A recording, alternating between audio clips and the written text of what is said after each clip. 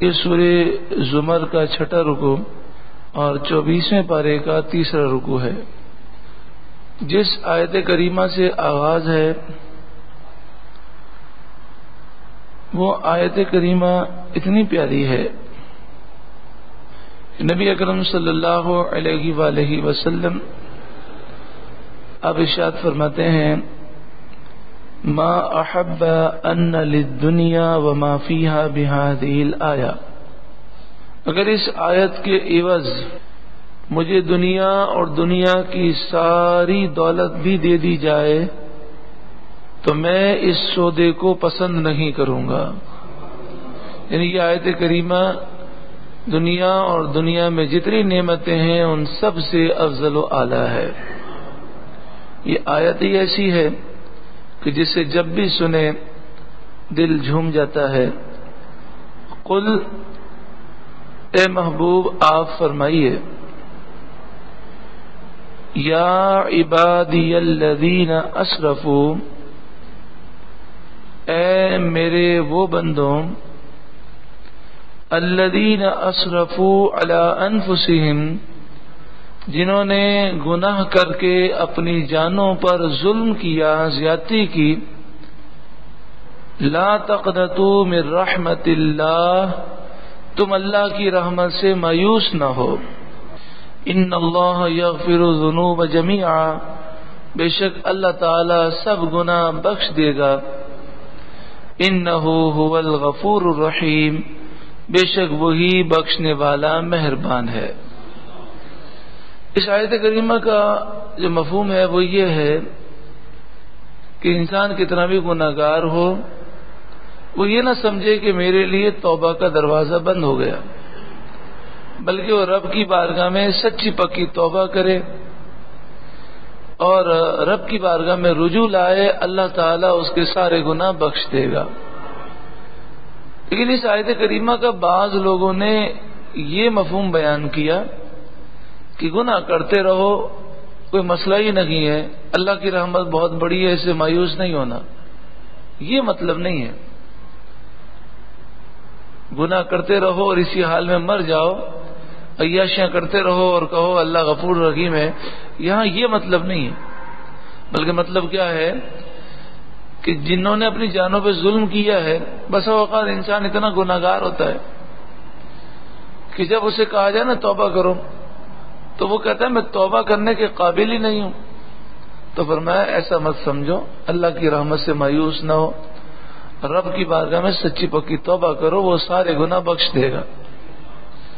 یہ جو مفہوم ہم نے بیان کیا، اس مفہوم اور اس جو تفسیر کی تائید اگلی آیتیں بھی کر رکھی ہیں کہ جس کے اندر توبہ کا واضح طور پر حکم دیا گیا. اگر یہ مطلب ہوتا کہ توبہ نہ کرو، گناہ کرتے رہو، سیدھے تم جنتی ہو اور اللہ سارے گناہ بخش دے گا، تو پھر آگے یہ نہ فرمایا جاتا وَأَنِيبُوا إِلَىٰ رَبِّكُمْ، اور تم اپنے رب کی طرف رجوع لاؤ. وَأَسْلِمُوا لَهُ، اور اس کی بارگاہ میں جھک جاؤ. کس سے پہلے؟ مِن قَبْلِ أَن يَأْتِيَكُمُ الْعَذَابُ، تمہارے پاس عذاب آنے سے پہلے. ایک طرف یہ فرمایا جا رہا ہے کہ اللہ کی رحمت سے مایوس نہ ہو، اللہ سارے گناہ بخش دے گا. تو اگر اس کا وہ مطلب ہوتا کہ گناہ کرتے رہو کچھ بھی نہیں ہوتا، تو پھر یہ کیوں فرمایا جا رہا ہے کہ عذاب آنے سے پہلے اللہ کی بارگاہ میں توبہ کرو، رجوع لاؤ اور اس کی بارگاہ میں جھک جاؤ. ثم لا تنصرون، جب عذاب آئے گا تو پھر تمہاری مدد نہ کی جائے گی. وَاتَّبِعُوا أَحْسَنَ مَا أُنزِلَ إِلَيْكُم مِّن رَّبِّكُمْ، زندگی جو ہمیں گزارنی ہے وہ زندگی کیسے گزارنی ہے؟ ہم زندگی گزارنے میں قرآن کے اصول کے پابند ہیں. ہماری زندگی محدود ہے، یعنی ہمارے اختیارات محدود ہیں، ہمیں ان حدود سے باہر نہیں نکلنا. وَاتَّبِعُوا، اور تم پیروی کرو، احسن ما انزل الیکم من ربکم، اس کی پیروی کرو جو اچھی سے اچھی تمہارے رب سے تمہاری طرف اتاری گئی، یعنی اللہ کا کلام اتارا گیا، اس کا کہنا مانو۔ من قبل ان یأتیکم العذاب بغتہ، اس سے پہلے کہ تمہارے پاس عذاب اچانک آ جائے، وانتم لا تشعرون، اور تمہیں شعور بھی نہ ہو۔ پھر یہ کہا گیا کہ عذاب آنے سے پہلے قرآن کا کہنا مانو۔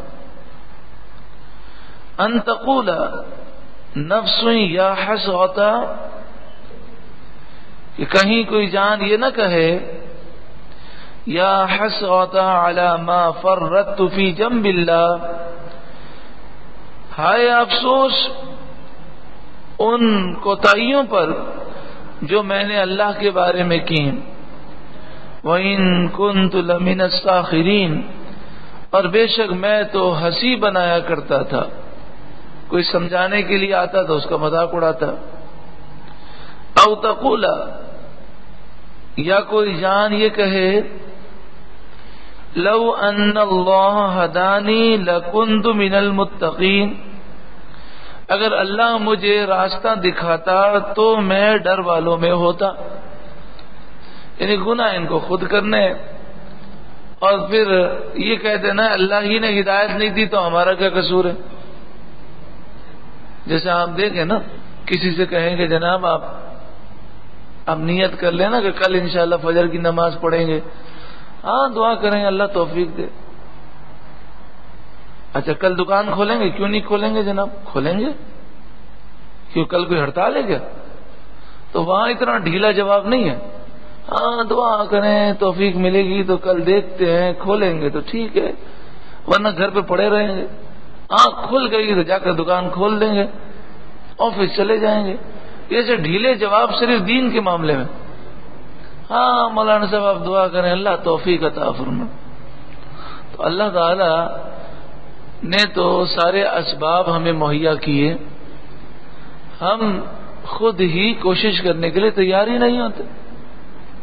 صبح آنکھ نہیں کھلتی، بڑی عجیب بات ہے، ہر چیز کے لیے آنکھ کھل جائے گی لیکن نماز کے لیے آنکھ نہیں کھلتی۔ وہ شخص کیسے سکون پا سکتا ہے جو رب کی نافرمانی کرنے کے بعد وہ یہ سمجھتا ہے مجھ پر سکون اور اطمینان کی بارشیں ہوں گے۔ ہر گناہ کی اپنی نحوست ہے، قرآن کا فرمان سچا ہے، وما اصابکم من مصیبت فبما کسبت ایدیکم، تم پر جو مصیبت آتی ہے تمہارے گناہوں کی وجہ سے آتی ہے۔ ظہر الفساد فی البر والبحر بما کسبت ایدی الناس، لوگوں کے گناہوں کی وجہ سے خشکی میں اور تری میں فساد ظاہر ہو گیا، بے برکتی ظاہر ہو گئی۔ آپ سوچیں تو صحیح کہ نبی اکرم صلی اللہ علیہ وآلہ وسلم تشریف لائے اور روٹی کا ایک ٹکڑا زمین پر گرا ہوا تھا، تو پیارے آقا صلی اللہ علیہ وآلہ وسلم نے حضرت عائشہ سے فرمایا کہ عائشہ روٹی کی تعظیم کرو، یہ جب کسی قوم سے چلی جاتی ہے تو پھر پلٹ کر واپس نہیں آتی۔ اب بتائیے بے خیالی میں روٹی کا ٹکڑا زمین پر گر جائے تو اس کے اتنے نقصانات ہیں، تو جو جان بوجھ کر حرام گناہ کبیرہ کرتا ہو اس کی نحوستیں کتنی ہوں گی۔ اور آج تو جان بوجھ کر رزق کتنا ضائع کیا جاتا ہے، دعوتوں میں اپنے گھروں میں کتنے کھانے پھینکے جاتے ہیں، گٹروں میں ڈالے جاتے ہیں اور کچرے کے ڈبوں میں ڈالے جاتے ہیں، تو بتائیے کہاں سے برکتیں ہوں۔ رسول اللہ صلی اللہ علیہ وآلہ وسلم کی حدیث سے کیا بات ہے، جس گھر میں تصویر ہو، وہ لٹکی ہوئی تصویر ہو انسان کی یا جانور کی، یا جس گھر میں کتا ہو اس گھر میں رحمت کے فرشتے نہیں آتے۔ تو بتائیے ایک تصویر اگر لٹکی ہوئی ہے تو رحمت کے فرشتے نہیں آتے، اور جس گھر کے اندر جھوٹ، فراڈ، لڑائی جھگڑے، نماز نہ پڑھنا، حرام کمانا، مسلمانوں پر ظلم و ستم کرنا اور کئی گناہ کرنا، یا ٹی وی پر ناجائز پروگرام دیکھنا، تو بتائیے اس گھر میں خیر و برکت کا نزول کیسے ہوگا۔ ایک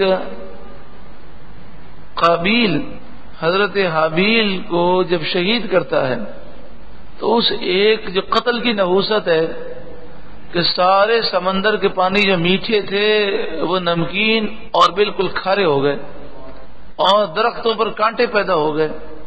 تو جب ایک قتل کی یہ نحوست ہے اور جس ملک میں دن رات قتل و غارت گری کا بازار گرم ہو تو بتائیے کتنی نحوستیں ہوں گی. تو یہ لوگوں کی ایک فطرت ہے کہ پہلے وہ خود عمل کے لیے تیار نہیں ہوتے اور جب بات ہوتی تو کہتے ہیں اللہ ہدایت دے گا تو ہم عمل کریں گے. او تقولا یا کوئی جان کہے لو ان اللہ ہدانی اگر اللہ مجھے ہدایت دیتا لکنت من المتقین تو ضرور میں متقی ہوتا. او تقول حین تر العذاب یا کوئی جان عذاب کو دیکھ کر کہے لو ان لی کرۃ فاکون من المحسنین کسی طرح مجھے دوبارہ دنیا میں واپسی مل جائے تو میں نیک ہو جاؤں گا. لیکن پھر دوبارہ دنیا میں واپسی نہیں ملے گی. یہ ساری آیتیں لا تقنطوا من رحمت اللہ کے بعد ہیں.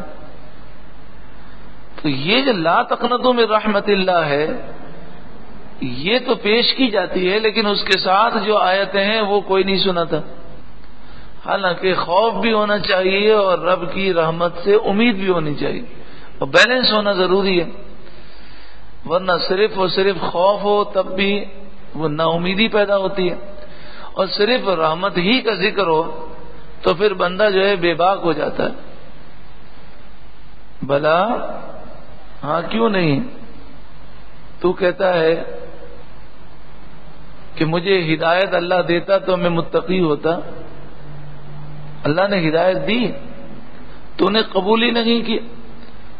ہاں کیوں نہیں قد جاءت کا آیاتی تیرے پاس میری آیتیں آئیں فکذبت بہا تو نے ان آیتوں کو جھٹلا دیا واستکبرت اور تو نے تکبر کیا وکنت من الکافرین اور تو انکار کرنے والوں میں ہو گیا. ویوم القیامت اور قیامت کے دن تر الذین کذبوا علی اللہ وجوہہم مسودہ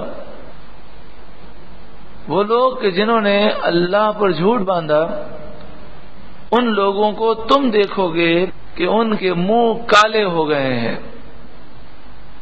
اللہ دنیا کے اندر اگر کسی وجہ سے وہ چہرہ جو ہے بگڑ جائے چہرے پر دانے پیدا ہو جائیں بلکہ اگر چیونٹی بھی ہمارے ہونٹ پر کاٹ لے اور ہونٹ موٹا ہو جائے تو شکل کیسی ہو جاتی ہے.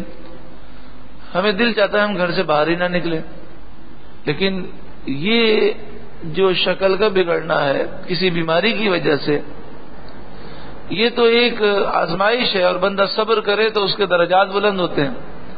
لیکن کل بروز قیامت جس کی شکل بگڑے گی اور جس کا منہ کالا ہوگا وہ تو جہنمی ہوگا. کیسی ندامت ہوگی کیسی شرمندگی ہوگی. ہر انسان نہ جانے کتنی مرتبہ دن میں آئینے کو دیکھتا ہوگا خصوصاً خواتین کتنی ہمیں اپنے چہرے کی فکر ہوتی ہے. لیکن اصل جو چہرے پر نور آئے گا جو اصل چہرے روشن ہوں گے وہ نیک لوگوں کے ہوں گے کل بروز قیامت.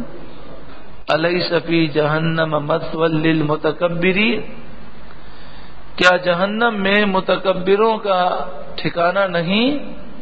یقیناً ہے. نجات اللہ کنہیں دے گا؟ قرآن مجید فرقان حمید کی روشنی میں ہمیں اپنی اصلاح کرنی ہے نا. وَيُنَجِّ اللَّهُ الَّذِينَ اتَّقَوْا اللہ متقیوں کو نجات دے گا جو اللہ سے ڈرنے والے ہیں تقوی اور پرہیزگاری اختیار کرنے والے ہیں. ذرا سوچیں کہ اگر ایک متقی رہتا ہو تو 40 گھر دائیں 40 گھر بائیں 40 گھر آگے 40 گھر پیچھے یہ 160 گھر ہوئے. 160 گھروں پر اللہ تعالیٰ اس کی وجہ سے رحمتیں نازل فرماتا ہے اور بلائیں دور فرماتا ہے. تو بتائیے خود متقی کے گھر پر کتنی رحمتوں کا نزول ہوتا ہوگا. اگر ہم سب متقی ہو جائیں تو گھر میں کتنا سکون ہو جائے. صرف تقوی جو ہے وہ چند چیزوں کا نام نہیں ہے، ہر گناہ سے بچنا، ہر حرام کام سے بچنا، کسی مسلمان کے متعلق برا نہ سوچنا، کسی مسلمان کا برائی کے ساتھ ذکر نہ کرنا، کسی مسلمان کا برا نہ کرنا، تمام مسلمانوں کے حقوق ادا کرنا، حرام سے بچنا، فراڈ سے بچنا، دھوکے سے بچنا، جھوٹ سے بچنا، بدنگاہی سے بچنا، غرور، تکبر، حسد، کینہ، بغض، عداوت سے بچنا۔ تو تقوی تو وہ تمام باتوں کی، تمام گناہوں سے بچنے کا نام تقوی ہے۔ بمفازتہم، ان کی نجات کی جگہ انہیں عطا کرے گا۔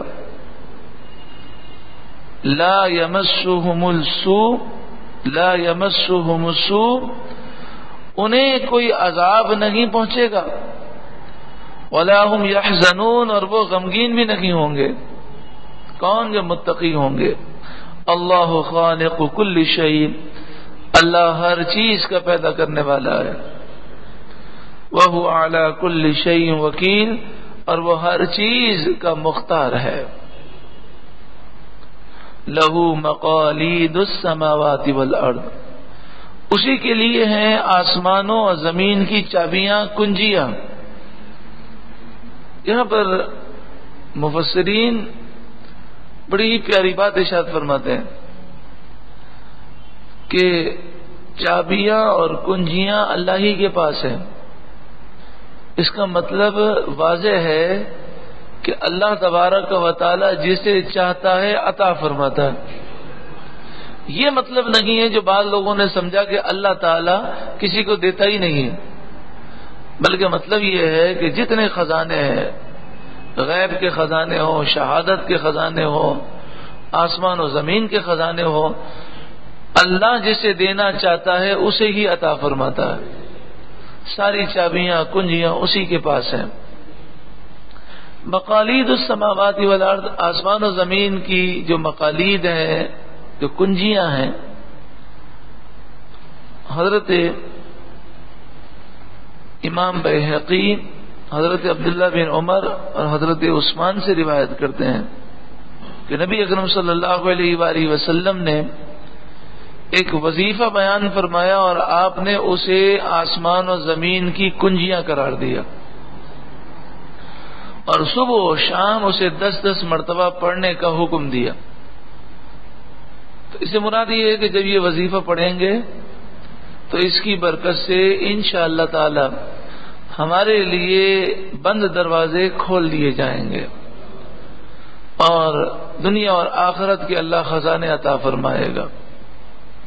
والذین کفروا بآیات اللہ، اور جن لوگوں نے اللہ کی آیتوں کا انکار کیا، اولئک هم الخاسرون، یہی لوگ نقصان اٹھانے والے ہیں۔